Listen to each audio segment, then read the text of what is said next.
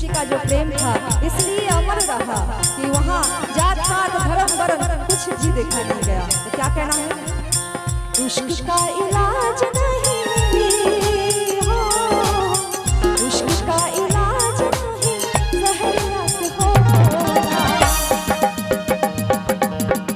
क्या बात, एक बार अंतिम में बोल दे सच्चे दरबार की, बोले सामने सरकार की, बोले राधे रानी सरकार की, इश्क का इलाज नहीं।